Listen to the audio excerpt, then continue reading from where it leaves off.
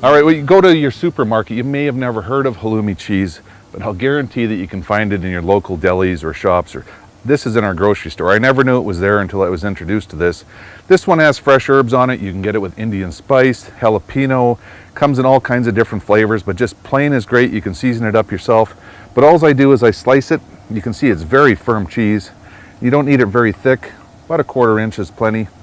And you take those, and what we're gonna do is I've got my Camp Chef cast iron frying pan heated up, and we're gonna put these on the grill and caramelize them. They fry up incredibly nice.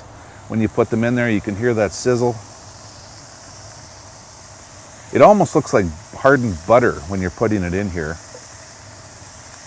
But this makes fantastic treats and hors d'oeuvres. And if you want, you can even try it on your salad. Halloumi cheese. Who knew?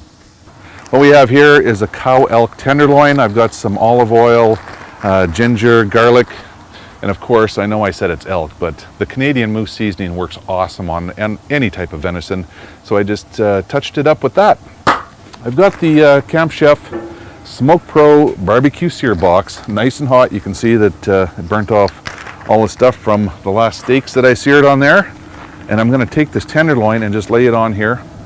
This is a great way to do up meat really quick. You don't have to smoke it. You don't have to have your barbecue going. The sear box is gonna cook this thing perfectly.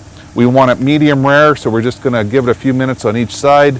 Get a nice crisp on the outside of it and make sure that the inside is medium rare. All right, look at that halloumi. You'd think cheese would melt, but no, it holds together extremely well. And like anything you're cooking in a frying pan, don't try to turn it too soon. If it doesn't release from the pan, it's not ready. But look at how that browns up and caramelizes.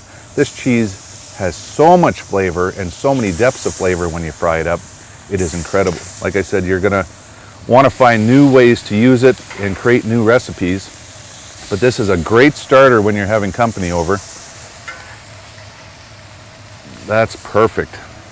All right, look at that bad boy. Here is the beauty of the sear box. Quick, beautiful char marks on there. What we're gonna do with this tenderloin is just cut a couple pieces off. Look at that, perfect, nice and juicy, medium rare. So these make wonderful hors d'oeuvres. Let me just build a couple here. What I'm gonna do is reach over and bring over the frying pan of cheese. You can see how those have browned up nicely. And here's how we would put them together. We take a skewer, some type of fancy cherry tomato or other. I love fresh basil leaves, so I put one of these on here. And of course, a great piece of tenderloin. And to finish that off, we're gonna take half of one of these cheese, cut them, and again, look at the way that is caramelized. They are just perfect, still dense, firm.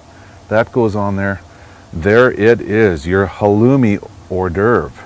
And of course, if you don't like cherry tomatoes or basil, you can use sweet onions or apple or all kinds of different things. We've even made these with goose breasts, leftover deer steak, whatever.